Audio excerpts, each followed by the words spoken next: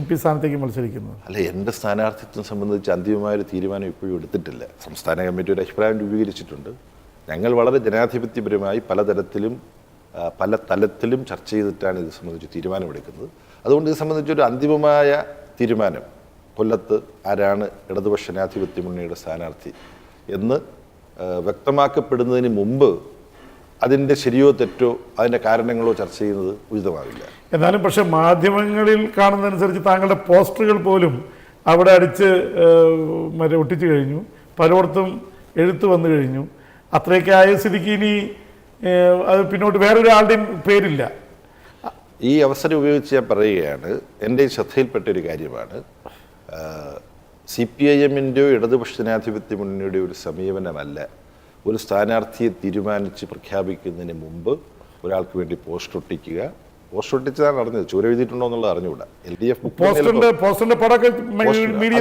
അത് അമിതോത്സാഹികളായ ആരോ ചിലർ അപക്വമായി ചെയ്ത ഒരു പ്രവൃത്തിയാണ്. CPIM-ൻ്റെ സ്ഥാനാർത്ഥി ആകാനിടയുള്ള ആളിനെ കുറിച്ചുള്ള അവരുടെ എന്തെങ്കിലും വികാരപ്രകടനങ്ങളായിരിക്കാം. പക്ഷേ രാഷ്ട്രീയം എന്ന് പറഞ്ഞാൽ ഇത്തരം വികാരപ്രകടനങ്ങളല്ല, അപക്വമായ പ്രവൃത്തികൾ പാടില്ല. അവരെ ഞാൻ സ്നേഹപൂർവ്വം ശാസിക്കുകയും കുറ്റപ്പെടുത്തുകയുമാണ് ആ പ്രവൃത്തിക്ക്. അല്ല, ഇപ്പോൾ പ്രത്യേകിച്ച് RSP തന്നെ ആ സീറ്റിൽ അവകാശവാദം ഉന്നയിച്ച് വരികയും അവരുടെ സംസ്ഥാന സെക്രട്ടറി അസീസ് ഇന്ന് അതിൽ ഞങ്ങളോടൊന്നും ഈ കാര്യത്തെക്കുറിച്ച് ഡിസ്കസ് ചെയ്തിട്ടില്ല, ഏകപക്ഷീയമായിട്ട് CPM സ്ഥാനാർത്ഥിയെ പ്രഖ്യാപിക്കുകയാണ്, ഇടതുമുന്നണിയിൽ ചർച്ച ചെയ്തിട്ടില്ല, പ്രേമചന്ദ്രനെ ഞങ്ങൾ വേണ്ടി വന്നാൽ സൗഹൃദ മത്സരത്തിന് ഇറക്കുമെന്നുള്ള രീതിയിൽ RSP പറഞ്ഞിരിക്കുകയാണ്.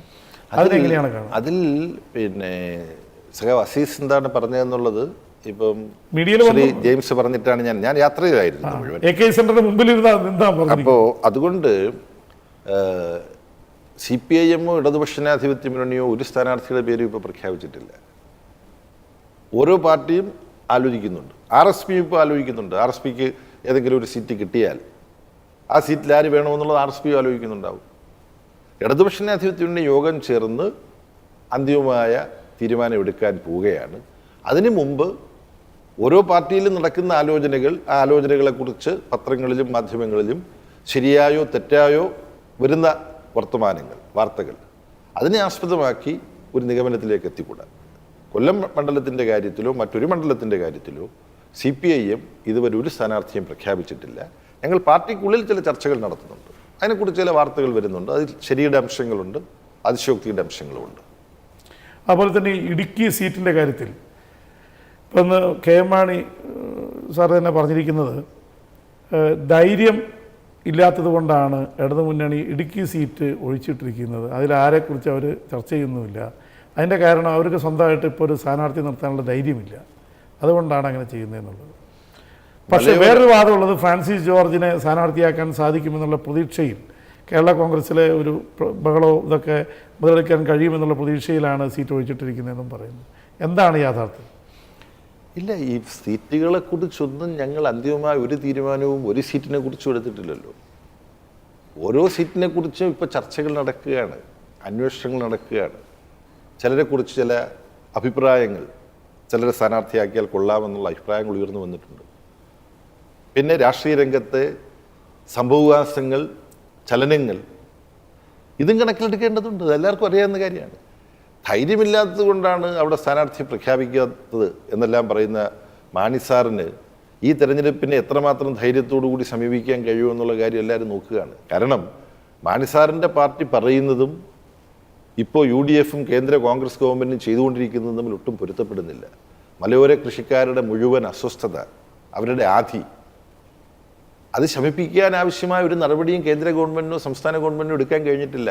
അതിൽ നിന്ന് ശ്രദ്ധ തിരിച്ചുവിടാനാണ് ഒരു പാർലമെൻറ്റ് മണ്ഡലത്തിൽ ഇടതുപക്ഷ ജനാധിപത്യ മുന്നണി സ്ഥാനാർത്ഥിയെ തീരുമാനിച്ചിട്ടില്ല എന്ന ഊഹാപോഹങ്ങൾ അതിനെ ആസ്പദമാക്കി മാണി സാറ് ചില ധീരപരിവേഷത്തോടുകൂടി ചില അഭിപ്രായങ്ങൾ പറയുന്നത്. അല്ല, ഈ കസ്തൂരി രംഗൻ റിപ്പോർട്ടിൻ്റെ കാര്യത്തിൽ രണ്ട് അഭിപ്രായങ്ങൾ വന്നിരുന്നല്ലോ. ഒന്ന്, കസ്തൂരി രംഗൻ റിപ്പോർട്ട് പരിസ്ഥിതിയുമായി ബന്ധപ്പെട്ട് വളരെ നല്ലതാണെന്നുള്ളൊരു അഭിപ്രായമുള്ളൊരു വിഭാഗമുണ്ട്.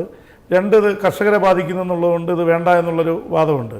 CPM പണ്ടത്തെ ഒരു നിലപാടിലായിരുന്നെങ്കിൽ, പണ്ട് മലയോര മേഖലയിലൊക്കെ ഈ കുടിയേറ്റം എന്ന പേരിൽ കയ്യേറ്റക്കാരാണ് ഇത് എന്ന് ചിന്തിച്ചിരുന്നൊരു കാലം ഉണ്ടായിരുന്നു CPM-ന്. പിന്നീട് ഇതിൽ മാറ്റം വന്നത് AKG അമരാവതിയിൽ ഫാദർ വടക്കൻ്റെ കൂടെ സമരം നടത്തുകയും അതിനുശേഷം ഉണ്ടായ ഒരുപാട് ഇതിന് ശേഷമാണ് മലയോര കർഷകരുടെ കാര്യത്തിൽ പാർട്ടിക്കൊരു നയം ഉണ്ടായത്. ഇപ്പോൾ ഈ കാര്യത്തിൽ പരിസ്ഥിതിയെ തള്ളിപ്പറയുന്നൊരു നിലപാടാണോ പാർട്ടിക്കുള്ളത്? പാർട്ടി പെട്ടെന്ന് കയറി ഇങ്ങനൊരു ഇഷ്യൂവിൽ കർഷകപക്ഷം എന്ന് പറഞ്ഞുകൊണ്ട് ഇപ്പോൾ കേരള കോൺഗ്രസും കത്തോലിക്ക സഭയൊക്കെ എടുക്കുന്ന നിലപാടുകൾ അനുകൂലിക്കുന്നത് ഒരു വോട്ട് ബാങ്ക് രാഷ്ട്രീയത്തിൻ്റെ പേരിലാണോ? ഈ വിഷയത്തിൽ CPIM-ൻ്റെ നിലപാട് പലതവണ വ്യക്തമാക്കപ്പെട്ടതാണ്. വളരെ സരളമാണ്. പരിസ്ഥിതി സംരക്ഷണം എന്ന് പറയുന്നത് മറ്റൊരു പാർട്ടിക്കും മനസ്സിലാക്കാൻ കഴിയാത്ത, ഉൾക്കൊള്ളാൻ കഴിയാത്ത നിലയിൽ വളരെ ഉറച്ചൊരു നിലപാട്. ഇപ്പം ആറന്മുള വിമാനത്താവളവുമായി ബന്ധപ്പെട്ടതിനകത്ത് ഏറ്റവും പ്രധാനം അവിടെ വരുത്തുന്ന പരിസ്ഥിതി നാശമാണ്. അപ്പോൾ കമ്മ്യൂണിസ്റ്റുകാർക്ക് ഇതിനെക്കുറിച്ച് വളരെ വ്യക്തമായ കാഴ്ചപ്പാട്.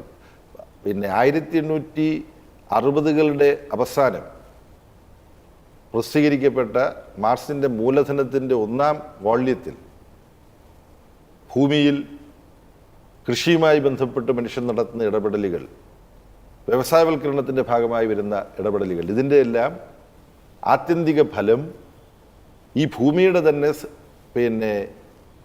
ഉർവരത, അതിൻ്റെ ഭൂമിയുടെ സൃഷ്ടിപരത, കൃഷി ചെയ്ത് മനുഷ്യൻ്റെ ആവശ്യങ്ങൾ നിർവഹിക്കാനുള്ള ഭൂമിയുടെ സാധ്യത, അതിനെ നശിപ്പിക്കുന്ന തരത്തിലുള്ള ഇടപെടലും ഭൂമിയിൽ ഉണ്ടാവുന്നുണ്ട്. അത് തടയേണ്ടതാണെന്നുള്ള കാഴ്ചപ്പാട് കാർൽ മാർക്സ് 1.5 നൂറ്റാണ്ട് മുമ്പ് പറഞ്ഞിട്ടുള്ളതാണ്.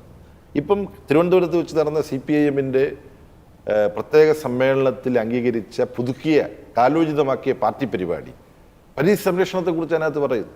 അപ്പോൾ പശ്ചിമഘട്ടങ്ങൾ സംരക്ഷിക്കപ്പെടണമെന്നുള്ളതിനകത്ത് യാതൊരു സംശയവുമില്ല. പക്ഷെ കൃഷിക്കാരെയും ജനങ്ങളെയും വിശ്വാസത്തിലെടുത്തുകൊണ്ട്, അവരെ ബോധ്യപ്പെടുത്തിക്കൊണ്ട്, അവരുടെ ആധിയും ഭയപ്പാടും അകറ്റിക്കൊണ്ട് വേണം പരിസ്ഥിതി സംരക്ഷണം നടത്താൻ. ജനങ്ങളെ വഴിയാധാരമാക്കിക്കൊണ്ടല്ല പരിസ്ഥിതി സംരക്ഷണം നടത്തേണ്ടത്. പരിസ്ഥിതി സംരക്ഷിക്കുന്നത് ജനങ്ങളെ പങ്കെടുപ്പിച്ചുകൊണ്ട് വേണം. ഈ കാര്യങ്ങളാണ് CPIM പറയുന്നത്. ഏകപക്ഷീയമായി, നിരുത്തരവാദപരമായി കേന്ദ്ര ഗവൺമെൻറ് 2013 നവംബർ 13-ാം തീയതി ഇറക്കിയ വിജ്ഞാപനം, ആ വിജ്ഞാപനം പിൻവലിക്കപ്പെടണം. വിവിധ വിഭാഗം ജനങ്ങളുമായി ചർച്ച ചെയ്ത് അവർക്ക് സ്വീകാര്യമാവുന്ന വിധത്തിൽ പശ്ചിമഘട്ട സംരക്ഷണവും കൃഷിക്കാരൻ്റെ ഭാവി ജീവിതവും ഇത് രണ്ടും സുരക്ഷിതമായി മുന്നോട്ട് കൊണ്ടുപോകാൻ കഴിയും. അക്കാര്യത്തിൽ കേന്ദ്ര സംസ്ഥാന ഗവൺമെൻറ്റുകൾ പാടെ പരാജയപ്പെട്ടിരിക്കുകയാണ്. ഇതാണ് ഞങ്ങൾ പറയുന്നത്. ഇവിടെയാണ് മാണി സാറും P. ജോസഫും എല്ലാം എന്ത് നിലപാടെടുക്കണമെന്നറിയാതെ ഇപ്പോൾ ഇരുട്ടിൽ തപ്പിക്കൊണ്ടിരിക്കുന്നത്. CPM-ൻ്റെ ഏതെങ്കിലും ഉത്തരവാദിത്തപ്പെട്ട ആളുകൾ ആലോചിച്ചിട്ട് ഇതുപോലൊരു കൊലപാതകം നടത്തുമെന്ന് പറയാൻ വിഡ്ഢികൾക്ക് മാത്രമേ കഴിയുള്ളൂ എന്ന് സുധീഷ് പറഞ്ഞു. സുധീഷ് മറ്റു പല കാര്യങ്ങൾ ഞങ്ങളെ വിമർശിക്കുന്നയാളാണ്.